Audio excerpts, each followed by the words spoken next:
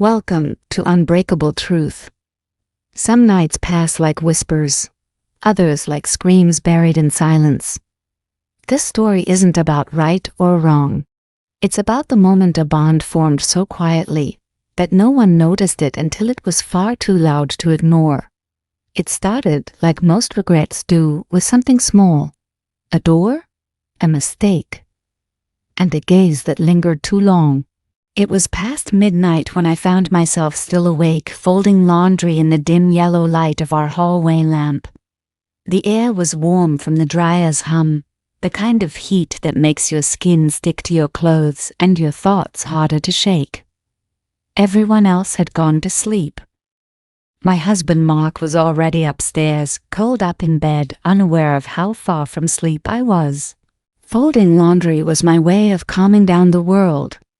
I'd do it slowly, deliberately, sorting shirts by person, folding socks in matching pairs, stacking piles just right before laying them outside each bedroom door.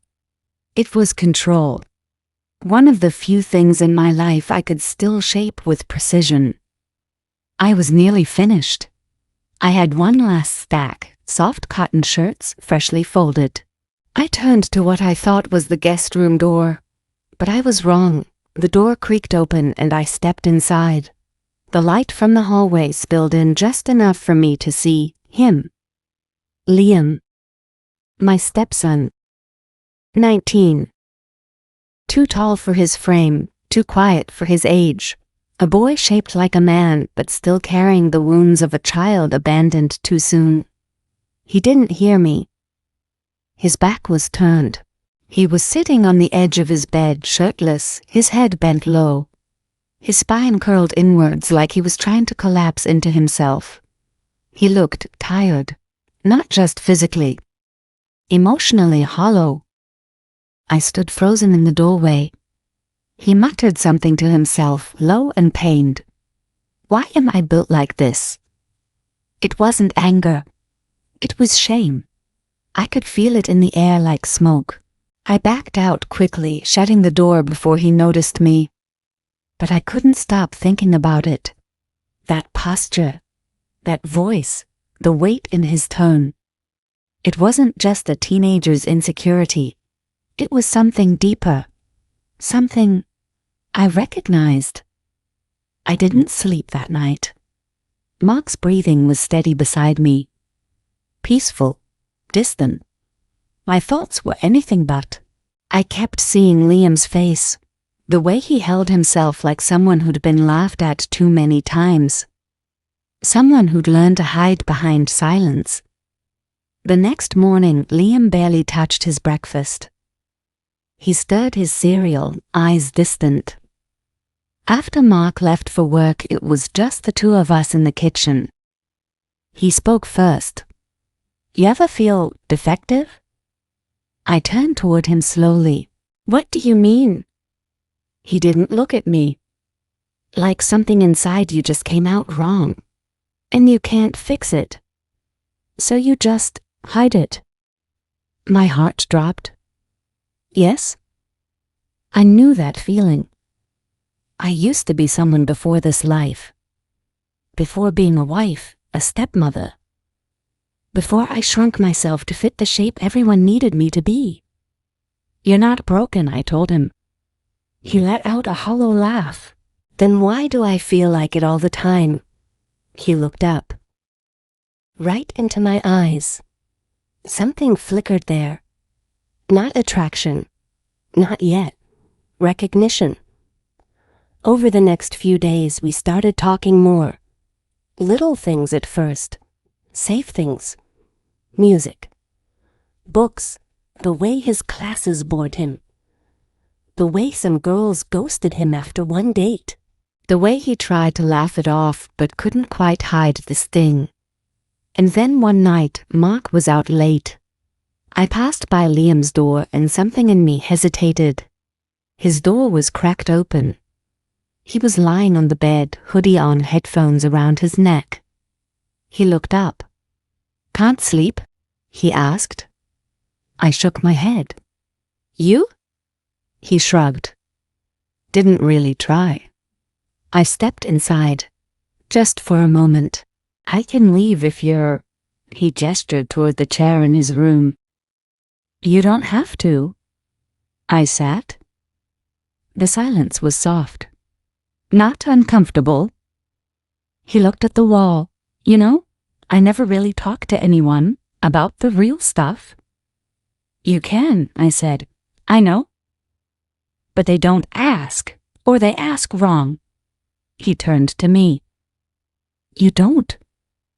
Something in my chest tightened. You make it easy, he added.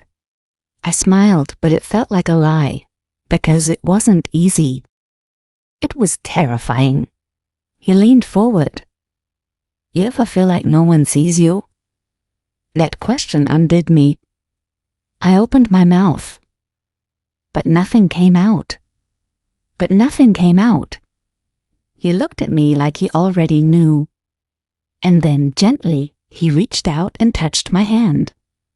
Just a grace. Light. Tentative. I didn't move. He pulled back quickly. Sorry. It's okay, I said. Too quickly. I left not long after. But my thoughts didn't. Everything changed after that. And nothing changed. We still spoke. Still smiled. Still pretended we were just family. But in the moments in between, the glances, the silences, something else lived. One day he said it aloud. I think I'm in love with you. I stopped breathing. You're confused, I whispered. No, I'm not. I looked away, because I couldn't handle what his eyes were asking. That night I locked my bedroom door. I didn't trust myself, but my dreams did not obey me. I saw him, not in a romantic way, in a way that made me ache with guilt, because I knew this wasn't about love. This was about being seen, and both of us were starving for it. Mark began noticing. He didn't say it, but his silences became longer, his kisses shorter, his eyes more guarded. One rainy Thursday, I made soup for Liam. He'd caught a cold. I brought it to his room. He was asleep when I entered. The bowl warmed my hands. I set it down, turned to leave, and then Mark appeared at the top of the stairs. Home early, soaked with rain. My robe was half open. My hair was down. His eyes moved from me to Liam's door and back again. I panicked. He's sick. Mark didn't respond. He turned around and walked away. That night, I didn't sleep. Mark didn't speak to me for 2 days. Mark stayed quiet too. Texted me once. Did he see? I didn't answer, but we both knew the truth. Liam left early for college the following week, packed in silence. He handed me a letter before he got into the car. It read, "You were the only person who made me feel real." I know we weren't supposed to feel what we did, but I'm grateful I did. For the first time, I felt like I wasn't broken. I cried for hours. Not because I wanted him to stay, but because I didn't know how to go back to who I was before. Mark and I are still together, but different now. We speak, we smile, we go through the motions. But some ghosts never leave. Some mistakes don't shout.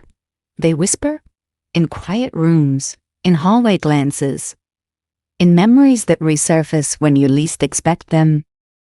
And sometimes not crossing the line still leaves you bleeding. Thank you for watching Unbreakable Truth.